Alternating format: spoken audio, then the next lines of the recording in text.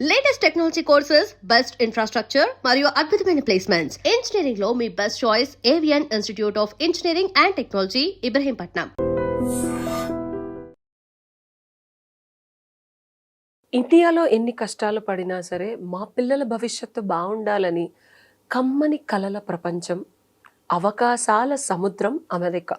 So ఎంత కష్టపడినా సరే అబ్రాడ్ పంపించి ఒక మంచి కాలేజ్లో కనుక మా పిల్లలు అడ్మిషన్ అయిపోతే ఇక ఫ్యూచర్ సెట్ అయిపోయింది అనుకునే చాలామంది తల్లిదండ్రులకి గగ్గురుపాటు పొడిచే కొత్త పాలసీసు అండ్ ఇమిగ్రేషన్ లాసు ఇప్పటికే చాలా ఇబ్బందికరమైన పరిస్థితుల్లో మీ పిల్లల్ని తోసుంటే కనుక ఈ వీడియో మీకోసమే. So I want to talk. మీ పిల్లలు కనుక ఆల్రెడీ యూఎస్లో ఉండి F1 అయిపోయి H1కి వెళ్ళాలా వద్దా, వెళ్ళినా సరే రాని పరిస్థితుల్లో ఉంటే కనుక స్కిప్ చేయకుండా ఈ వీడియో చూడండి. ఎందుకంటే నేను మాట్లాడబోయేది 35 years ప్లస్ ఎక్స్పీరియన్స్ ఉన్న international immigration lawyer, and that to ఆయన ఆనవాళ్ళు, ఆయన రూట్స్ మన తెలుగుతనం నుంచే వెళ్ళాయి కాబట్టి తల్లిదండ్రుల బాధ్యత అది కనుక నెరవేర్చకపోతే వచ్చే బాధ రెండు తెలిసిన ఒక పెద్ద మనిషితో మాట్లాడబోతాను. లెట్స్ వెల్కమ్ కావేటి గారు. సార్ నమస్తే. Sir, you have seen the world, ప్రపంచం మొత్తం ట్రావెల్ చేశారు. సో చిన్నప్పుడే దేశం వదిలేసి you went to Australia, you become an advocate, and London, and then America. So you know the pain of foreign కంట్రీలో పిల్లలు ఉన్నప్పుడు, సెటిల్ అవ్వనప్పుడు, అండ్ కొత్త కొత్త లాస్ వల్ల వాళ్ళకి ఫ్యూచర్ ఏంటో తెలియనప్పుడు పేరెంట్స్ పడే బాధ మీకు తెలుసు. సో ఈ రోజు నేను అడగబోయే ప్రశ్నలన్నీ from the context of parents only sir. ఎందుకంటే పిల్లలు చాట్ జీపీటీలు వాడి, గూగుల్ సెర్చ్లు వాడి ఏదేదో వెతుకుతూ ఉంటారు. పాపం అస్తవ్యస్తంగా న్యూస్ పేపర్లు చదివి గూగుల్లో ఏదో తెలిసిన వాళ్ళు చెప్తే వినే తల్లిదండ్రుల ప్రశ్నలు, ఆవేదన ఈరోజు మన ఎపిసోడ్. సో ఆల్రెడీ పిల్లల్ని 20 లక్షలో 30 లక్షలో అప్పో సొప్పో చేసో లోన్లు తీసుకొని ఫారెన్ పంపించుంటారు. వాళ్ళు ఏదో కష్టపడో కింద పడో ఆడ్ జాబులు చేసో ఎంతో కొంత ట్యూషన్ ఫీజు కట్టి ఓపీటీలు అండ్ సిపిటీలు కూడా చేసిన వాళ్ళు ఉన్నారు. చాలామందికి ఇవి వ్యత్యాసం తెలియదు పేరెంట్స్కి. కరికులం ప్రాక్టికల్ ట్రైనింగ్ కాలేజ్లో ఉన్నప్పుడే ఏదో పాపం కాలేజ్లో ఉద్యోగాలు చేసి ఉంటారు. అయిపోయిన తర్వాత ఓపీటీలో ఉండి అమ్మ వాళ్ళకి వచ్చేస్తుందమ్మా, ఇంకేముంది జాబు, ఇంకేముంది వచ్చేస్తుందని చెప్పడం తప్పించి క్లారిటీ లేకుండా, వస్తుందో రాదో తెలియకుండా వాళ్ళు పడే కష్టాలు వీళ్ళు భారం మోస్తూ ఆ కన్నీళ్ళు వాళ్ళకి చూపించకుండా వీళ్ళు బాధపడుతూ, ఎక్కడ ఏం చెప్తే ఏమవుతారని వాళ్ళు బాధపడుతూ ఉన్న వాళ్ళకి pathway is what I want. F1 అయిన తర్వాత status of staying back in America, ఒకవేళ H1 కాకపోతే OB1లు ఇలా చాలా ఉన్నాయి. అంటే రీసెర్చ్ ఓరియంటెడ్గా నిజంగా పిల్లలు బాగా చదువుకుంటే కనుక పేపర్స్ చేసి మీలాంటి ఇమిగ్రేషన్ లాయర్స్ దగ్గరికి వస్తే పాసిబిలిటీస్ ఉన్నాయి. ఏమేం పాసిబిలిటీస్ ఉన్నాయి? H1 రిజెక్ట్ అయితే మళ్ళీ వచ్చేయాలా, లేకపోతే అక్కడే ఉంటే ఇంకేం చేయొచ్చు? బ్రిలియంట్ క్వశ్చన్ అడిగారు. చాలామంది స్టూడెంట్స్ అమెరికాకు వచ్చిన తర్వాత మీరు అన్నట్టుగానే సిపిటీలు, ఓపీటీలు చేసిన తర్వాత కన్సల్టింగ్ కంపెనీస్ను పట్టుకొని H1 చేయించుకోవడానికి ప్రయత్నాలు చేస్తుంటారు. మెనీ టైమ్స్ H1 పికప్ కానప్పుడు, లేకపోతే H1 ఫైల్ చేసినా కూడా చాలామంది ఎంప్లాయర్స్ ఏం చేస్తున్నారంటే H1 అప్రూవ్ కాకముందే విత్డ్రా చేసుకుంటున్నారు. కొంతమంది ఏం చేస్తున్నారు, ఎంప్లాయర్స్ H1 అప్రూవ్ అయిన తర్వాత కూడా ఆ స్టూడెంట్స్కు చెప్పట్లేదు మీ H1 అప్రూవ్ అయిందని. ఎందుకంటే H1 అప్రూవ్ అయిన తర్వాత 30 డేస్లో వాళ్ళకు ఉద్యోగం ఇచ్చి పేరోలు పెట్టాలి. మరి డిఫరెంట్ ప్రాబ్లమ్స్ ఉన్నాయి స్టూడెంట్స్కి. మరి వాళ్ళకున్న రెమెడీస్ ఏమిటి? ద ఫస్ట్ క్వశ్చన్, ఒకవేళ H1 పికప్ కాని వెడల, లాటరీలో కానీ H1లో అప్రూవ్ కాని వెడల యూర్ అనే స్టూడెంట్ వీసా. చాలామందికి ఈ విషయం తెలియదు ఏంటంటే అందరూ కూడా H1 చేసుకోవాలనుకుంటారు. అవును, H1 కాకుండా J1 కూడా చేసుకోవచ్చు. రీసెర్చ్ అన్ని చేసి no, it's a training. You can join some IT consulting company and you are getting a training and working. That is called J1 visa. Oh. Many people don't even know this. I too don't know. Nobody knows. So we have done some J1 visas in the past. Ante enti employer qualify avvali. The beauty of J1 enti ante idi chaala mandi immigration lawyer le gaani chaala mandi ChatGPT lo Google lo search chesina kuda raani answer enti ante, for example, if you have completed your masters, you are a fresh graduate. మరి మీరు fresh graduate అయినప్పుడు మీకు ఉద్యోగం రాదు. ఎందుకంటే ప్రతి ఒక్క job, employment మీకు కనీసం 3 years అన్నా 5 years అన్నా ఎక్స్పీరియన్స్ ఉండాలి అని అడుగుతారు. ఆ ఎక్స్పీరియన్స్ లేనప్పుడు మీకు ఉద్యోగం రాదు. ఇది చాలామందికి నచ్చదు నేను చెప్పేది. ఎందుకంటే ఎస్పెషల్లీ ఐటీ కంపెనీ వాళ్ళకు ఉన్న స్టూడెంట్స్కి నచ్చదు. చాలామంది ఐటీ కంపెనీ వాళ్ళు స్టూడెంట్స్ ఏం చేస్తారంటే దే కుకప్ ది ఎక్స్పీరియన్స్, అంటే ఫేక్ ఎక్స్పీరియన్స్ పెట్టి సంపాదిస్తారు ఉద్యోగాలు. ఇప్పుడు ఈ మధ్యకాలంలో వాళ్ళు ఏం చేస్తున్నారు, బ్యాక్గ్రౌండ్ చెక్ అన్నిట్లలో దొరికిపోతున్నారు. If you're doing that it's an offence. So దాని బదులు ఈ ఎంప్లాయర్స్ ఎవరైతే ఉద్యోగాలు ఇవ్వాలనుకుంటున్నారో ఈ ఐటీ కంపెనీ వాళ్ళు కంపెనీ క్వాలిఫై చేయించుకొని J1 వీసా కూడా చేయొచ్చు. ఓకే. అండ్ J1 వీసాలో ప్రివేలింగ్ వేజ్ రిక్వైర్మెంట్స్ లేవు. అంటే మీరు 70,000 80,000 ఇచ్చి ఉద్యోగాలు ఇవ్వాల్సిన అవసరం లేదు. Okay. So prevailing wage attract అవ్వదు. అంటే మీకు స్లాబ్ ఉంటది, ఇంత కంపల్సరీ ఇవ్వాలి అనేది లేదు. ఓకే. డిపార్ట్మెంట్ ఆఫ్ లేబర్ దగ్గర పర్మిషన్ అవసరం లేదు. J1 మీరు ఆఫర్ ఇచ్చేసి J1 DS ఫామ్ నింపేసి J1 కూడా ఫైల్ చేసుకోవచ్చు. మీరు ఏ కంపెనీలు అలా చేయొచ్చు? ఎవరైనా కంపెనీలు కొన్ని ఇయర్స్ ఎక్స్పీరియన్స్ ఉండి వాళ్ళకు $500 to $1 million రెవెన్యూస్ ఉండి వాళ్ళకు ఒక బిజినెస్ ప్రిమైసెస్ ఉండి వాళ్ళు ఒక ట్రైనింగ్ ప్లాన్ రెడీ చేసుకొని, కొన్ని కంపెనీస్ ఉంటాయి వాళ్ళని వచ్చి ఆడిట్ చేస్తారు, చేసి వాళ్ళను ఎలిజిబిలిటీను క్వాలిఫై చేస్తారు. ఇలాంటి వీసాలు అప్రూవ్ చేయడానికి, అప్లై చేయడానికి. Yes, then you can apply for J1. ఆ J1 1 year to 3 years ఇస్తారు. ఆ J1 కూడా మీరు ఇండియాకి వచ్చి స్టాంపింగ్ కూడా వేయించుకోవచ్చు. Okay. That is the brilliant remedy for all these guys. అందులో లాటరీ సిస్టంలో రారు. ఓ, అప్లై చేసిన వాళ్ళకి మాక్సిమం వస్తుంది, టెన్షన్ ఉండదు ముందు. సో అంటే మినిమం వేజ్ తో కూడా మీకు ఉద్యోగం ఇచ్చారనుకోండి, సో వాళ్ళు ఒక ట్రైనింగ్ ప్రోగ్రామ్ డిజైన్ చేయాలి ఆ కంపెనీ వాళ్ళు. సో ట్రైనింగ్ ఇస్తూ వీళ్ళకి ఉద్యోగం ఇచ్చినట్ట. అదే కంపెనీలో ఇవ్వాలా, లేకపోతే వేరే కంపెనీలో కూడా చేసుకోవచ్చు వాళ్ళు, అంటే ఆ ఎంప్లాయర్ త్రూనే, అదే వేరే సాఫ్ట్వేర్ జాబ్ లో H1 పెట్టినట్టు కూడా వీళ్ళు పెట్టచ్చు. సో H1 అప్లై చేసే వాళ్ళు J1 అప్లై చేయొచ్చా ఆ కంపెనీ? కానీ ఇది ఎందుకని ఎవరు చెప్పరు బయటికి? H1 కన్సల్టెంట్ ఎవరు లక్షలు తీసుకొని తెలీదు వాళ్ళకు కూడా తెలీదు. J1 చేయించుకోవచ్చు. చాలా మంది ఇప్పుడు ఏమవుతుందంటే అమెరికాకు చాలా జాబ్ క్రైటీరియాస్ కోసం వస్తారు. ఫర్ ఎగ్జాంపుల్ ఇప్పుడు మీరు చూడండి, MBBS చదివిన వాళ్ళు అమెరికాకు హెల్త్ మేనేజ్మెంట్ సైన్స్ చదవడానికి వస్తారు. మరి వచ్చినప్పుడు వాళ్ళకు హాస్పిటల్లో H1 ఇవ్వకపోతే మరి J1 కూడా ఇస్తున్నారు కదా డాక్టర్స్కి. అవును, వాళ్ళకి ప్రాక్టికల్ ఎక్స్పీరియన్స్ కోసం రియల్ టైమ్. నేను ఒక తెలుగు వాళ్ళ దగ్గర చూశాను. So that got extended. J1 ఇస్తారు. డెఫినెట్ గా ప్రాక్టికల్ ఎక్స్పీరియన్స్ అండ్ ట్రైనింగ్ వీళ్ళ దాంట్లో క్లినిక్ లో ఇచ్చి still they can go and work in the hospitals because I have spoken with one of the person like that. Correct. So అది J1 visa. ఆ J1 visa చాలా, ఇప్పుడు for example somebody has done ఇక్కడ dentistry చదివి డెంటిస్ట్లు అయ్యేసి అమెరికాకు వచ్చి మళ్ళీ dentist అవ్వాలనుకుంటారు. మరి డెంటిస్ట్ అవ్వాలనుకుంటే అక్కడికి వచ్చిన తర్వాత మీరు ఏదో ప్రోగ్రామ్ కోసం వస్తారు. వచ్చిన తర్వాత you want to work in some dental institution లేకపోతే నాన్ ప్రాఫిట్ ఆర్గనైజేషన్స్లో కొన్నిట్లలో మీకు ఉద్యోగాలు ఉంటాయి. మరి వాళ్ళు H1 చేయడానికి అర్హులు ఉండరు, J1 కూడా చేసుకోవచ్చు. కొంతమంది H1 అర్హులు ఉంటారు, కొంతమంది J1 అర్హులు ఉంటారు. సో H1 చేసే వాళ్ళు J1 కూడా చేయొచ్చు. So this is the remedy for lot of these people those who are looking for a lottery. ఇప్పుడు లాటరీ సిస్టంలో ఇప్పుడు కొత్త ప్రజెంట్ అడ్మినిస్ట్రేషన్ ఏమన్నారు, ఫస్ట్ లాటరీ $250,000 శాలరీ ఇచ్చే వాళ్ళకే తీస్తామన్నారు. సెకండ్ వచ్చి 180, థర్డ్ వచ్చి 120, దాని తర్వాత లాస్ట్ వచ్చి 4th లెవెల్. మరి వీళ్ళందరిలో పికప్ అవ్వకపోతే ఏంటి మన పరిస్థితి? అదే ఎంప్లాయర్స్ J1 కూడా క్వాలిఫై చేసుకొని, ఎంప్లాయర్ క్వాలిఫై అవ్వాలి, దాంతో ఎంప్లాయీ క్వాలిఫై చేయించుకొని J1 కూడా చేయించుకోవచ్చు. సో మీకు తెలిసిన వాళ్ళు ఎవరు ఉన్నారా, లేకపోతే మీరు ఏమైనా చేస్తారా ఇట్లాంటివి? మేము క్లయింట్స్కు అడ్వైస్ చేస్తాము, మా ఫర్మ్ నుంచి చేయించాము కూడా. J1 అప్రూవల్స్ కూడా వచ్చాయి. J1 నుంచి మళ్ళీ H1 కూడా చేసుకోవచ్చు తర్వాత.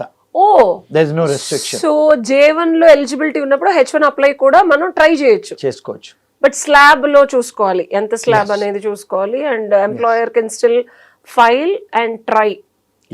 పిక్ అయినా అవ్వకపోయినా 1, 2, 3 లో.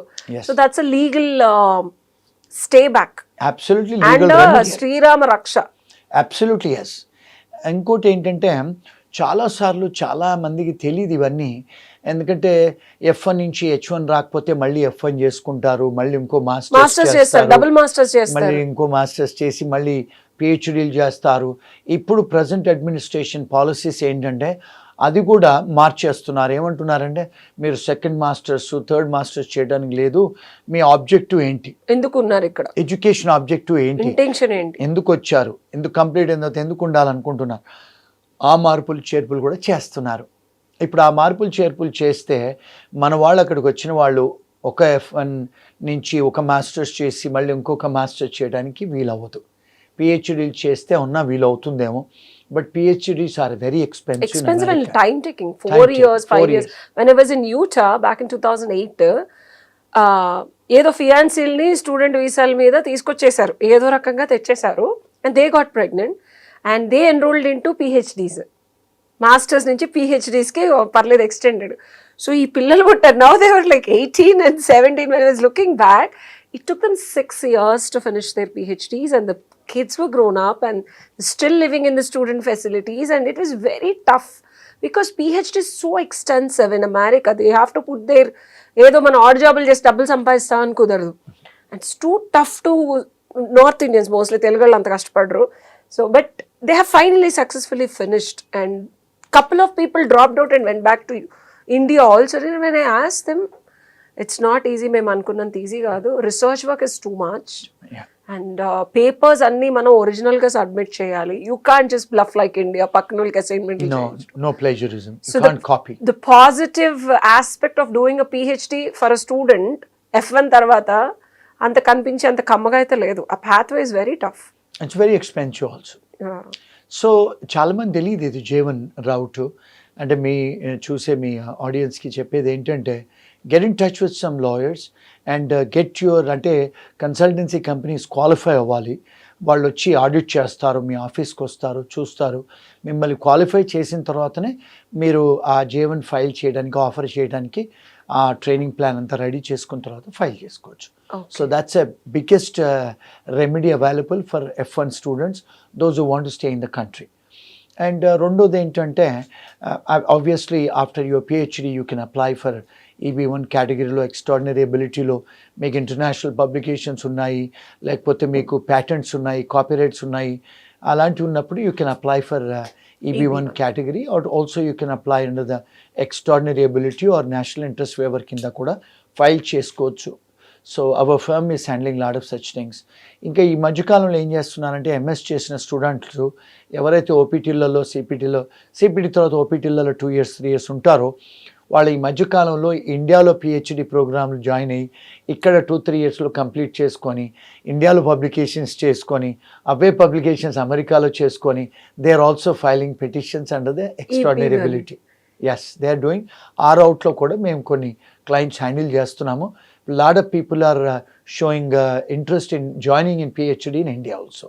So they can do PhD anywhere in the world well there in America. ఓ, ఈ ఆప్షన్ కూడా ఉందా? ఎస్.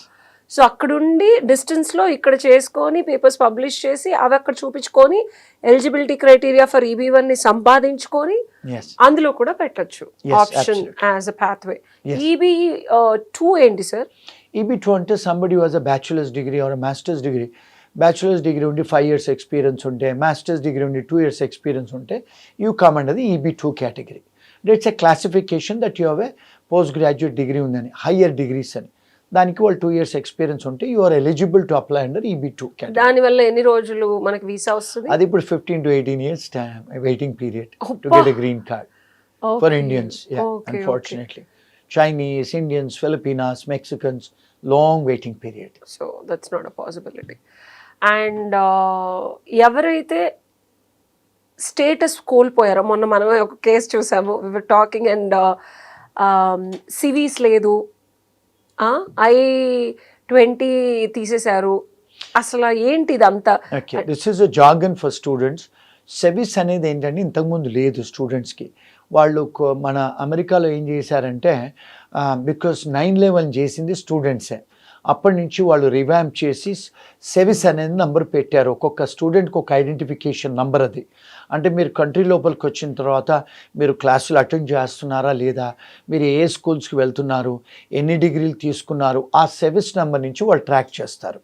ఫర్ ఎగ్జాంపుల్, మీరు అవుట్ సైడ్ ఏదైనా ఎంప్లాయ్మెంట్ తీసుకుంటున్నారా, మీరు ఒకవేళ స్కూల్లో ఉండి కూడా స్కూల్లో పనిచేస్తున్నారా, స్కూల్ బయట పనిచేస్తున్నారా, ఒకవేళ ట్రాకర్ అన్నట్టు, it's like a tracker.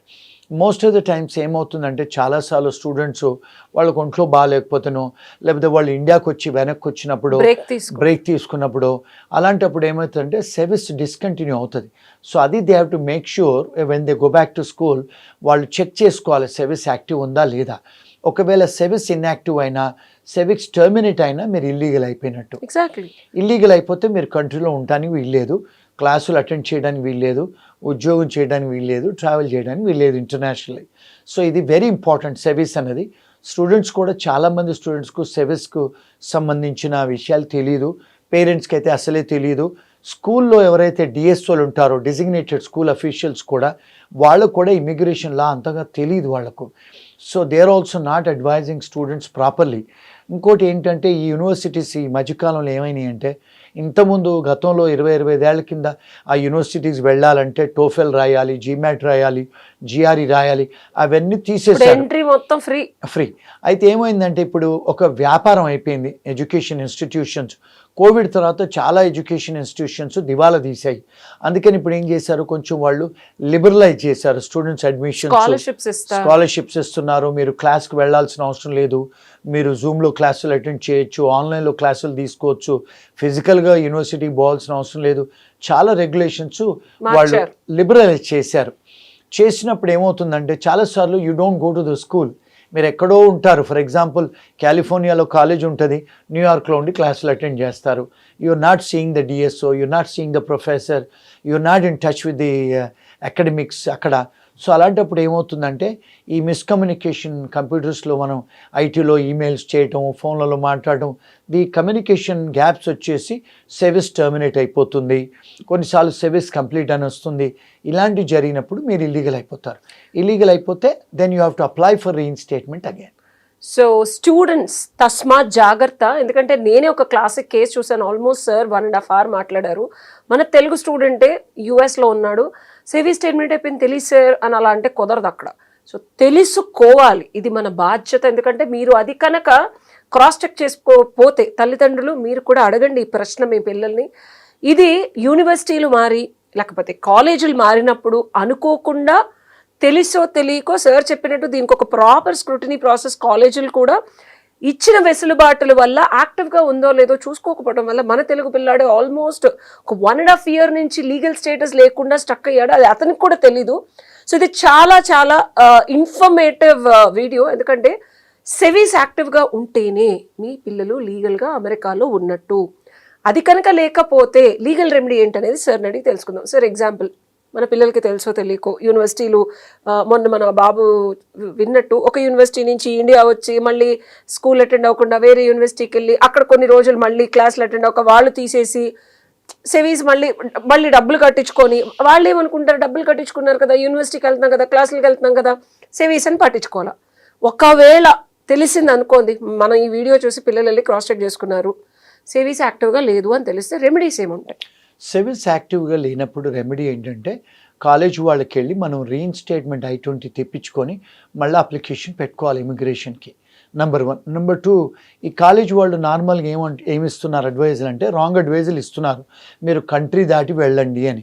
Country దాటి వెళ్ళిపోతే మీరు you will come back in to the country. మీరు లీగల్ స్టే లేనప్పుడు, ఇల్లీగల్గా సెవిస్ టర్మినేట్ అయ్యి కంట్రీలో ఉన్నప్పుడు, when you cross the country, when you're trying to re-enter in to the country, వాళ్ళు మిమ్మల్ని రానివ్వరు. ఎందుకంటే కంట్రీ దాటి వెళ్ళమని నిజంగా అబ్బాయి కూడా అదే suggestion was given to the guy from a university. I don't understand. Active legal acceptance in America లేనప్పుడు కంట్రీ దాటి వెళ్తే ఎలా వస్తుంది? అదే ఇది వీళ్ళు ఈ డిఎస్ఎల్ కూడా చాలా మందికి ఇమిగ్రేషన్ లా తెలియదు. వాళ్ళు మీరు కంట్రీ దాటి వెళ్ళండి, మెక్సికోకి వెళ్ళాడంట, వచ్చినప్పుడు వాళ్ళు అరెస్ట్ చేస్తారు, మిమ్మల్ని డిపోర్ట్ చేస్తారు. అలాంటి గెట్ రిడ్ ఆఫ్ కాదు. ఎందుకంటే వాళ్ళు ఇప్పుడు ఏమైందంటే కోవిడ్ తర్వాత లేకపోతే 9/11 తర్వాత వాళ్ళు ఏం చేశారంటే ఇమిగ్రేషన్ ఆఫీసర్స్ను డిప్లాయ్ చేస్తున్నారు. ప్రతి ఒక్క ఇమిగ్రేషన్ ఆఫీసరు ప్రతి ఒక్క యూనివర్సిటీకి వచ్చి ఎవ్రీ 2 months 3 months అన్ని ఫైల్స్ చెక్ చేస్తారు. వాళ్ళు ఆడిట్ చేసినప్పుడు ఎప్పుడైతే స్కూల్స్ ఇర్రెగ్యులారిటీస్ చేస్తుందో అలాంటివి వాళ్ళకి కనపడ్డప్పుడు వాళ్ళు ఏం చేస్తున్నారు, ఆ ఫెసిలిటీ F1 ఇచ్చే ఫెసిలిటీ తీసేస్తున్నారు ఇమిగ్రేషన్ వాళ్ళు. ఆ తీసేస్తే మీకు వ్యాపారం పోద్ది. అందుకని to get rid of this illegal students in the school, they're saying just SEVIS terminate అయిపోయిన తర్వాత మీరు వెళ్ళిపోండి కంట్రీ వదిలేసి మళ్ళీ రండి మేము ఇంకో I-20 ఇస్తామంటున్నారు. అంటే ఏంటి? Just to get rid of the students who are illegal in the country. But అది వీళ్ళకి తెలియట్లేదు కదా, తెలియదు స్టూడెంట్స్. మళ్ళీ డబ్బులు కడుతున్నారు కదా. మళ్ళీ మేము ఫోన్లు చేస్తే మేము మా ఫర్మ్కి అడ్వైజ్ చెప్తాం, మీరు బయట దేశాలకు వెళ్ళకండి, మీరు అదే రీఇన్స్టేట్మెంట్ చెప్పారు అబ్బాయికి. అండ్ మీరు చెప్పారు కదా లీగల్ గా 180 days లోపల అయితే you can file apply for reinstatement. Okay. 180 days కంటే ఎక్కువ ఉంటే you can never come back to United States. There is a bar.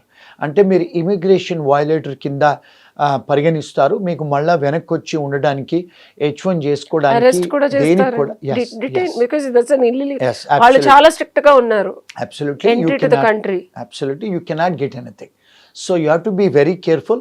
Don't speak to some roommates or don't speak to the DSO guys, and don't try and get some Lift చేస్తారు. information on ChatGPT or Google, and you'll be detained and arrested. It's very serious, and please don't take this as a legal advice. And నేను మిమ్మల్ని భయపెట్టేయడానికి చెప్పట్లేదు. Case to case, yeah. Case to case is different. Get in touch with some qualified immigration attorneys so that you can get your advice. So తల్లిదండ్రులు చూశారు కదా, మీ పిల్లలు వాళ్ళ బాగోగులు, వాళ్ళ entry and exit in America మొత్తం సివిస్ మీద ఆధారపడి ఉంటుంది. ఇది లీగల్గా మీ పిల్లలు అక్కడ ఉండి చదువుకోవడానికి కానీ పనిచేయడానికి కానీ ప్రప్రథమంగా ఫ్యూచర్ని అక్కడ డిజైన్ చేసుకోవడానికి ఇది చాలా చాలా చాలా ఇంపార్టెంట్. ఇది వైలేట్ చేసి మీ పిల్లలు అక్కడ ఏదో పిచ్చి పిచ్చిగా వాళ్ళని వీళ్ళని అడిగేదో చేస్తున్నారు అనుకుంటే కనుక ఇమీడియట్గా ఎక్స్పర్ట్ ఇమిగ్రేషన్ లాయర్ని కన్సల్ట్ చేసి డెఫినెట్గా కింద ఉన్న నెంబర్కి కానీ మీ కామెంట్ బాక్స్లో పెడితే I will try to give you proper answers, because case to case ఇది డిఫరెంట్గా ఉంటుంది. ఇదే ప్రాపర్ లీగల్ అడ్వైస్ కింద తీసుకోకండి, ఇది ఓన్లీ ఇన్ఫర్మేషన్ కోసం మాత్రమే చెప్తున్నాను. సో డెఫినెట్గా ఇది చాలా చాలా ఇంపార్టెంట్ అయిన విషయం కాబట్టి ఈరోజు సార్ని నేను స్పెసిఫిక్గా దీని గురించి అడిగాను. So this is something which your kids, అంటే మీ పిల్లలు మీకు చెప్పకుండా ఉండుండొచ్చు, బట్ ప్రశ్న అడగండి, యాక్టివ్గా ఉంటే కనుక పర్లేదు, లేకపోతే ఏం చేయాలి అనే దానికి కూడా సార్ సమాధానాలు చెప్తారు. నెక్స్ట్ వీడియోలు చూద్దాం. Thank you sir. Thank you. And for more videos, Please subscribe to iDream. Please subscribe to iDream. Please subscribe iDream. And please subscribe to iDream. For more videos, subscribe to iDream. please like, share and subscribe to the channel. Congratulations, iDream. Subscribe to iDream. Subscribe to iDream. So subscribe to iDream Media. iDream team andarki huge congratulations. Please subscribe iDream Media. Please subscribe to iDream. Subscribe iDream. Please subscribe to iDream. iDream అంటే నా కళల ఛానల్ను subscribe చేసుకున్న నోరు తిరుగుతలేదు, మీరైతే గంట గుర్తు కొట్టండి. For more such videos, please subscribe to iDream. Subscribe to iDream. Please subscribe to iDream. Please subscribe iDream Media. Please do subscribe to iDream. Please subscribe to iDream Media. For best entertainment and information, please subscribe iDream. And don't forget to subscribe to iDream.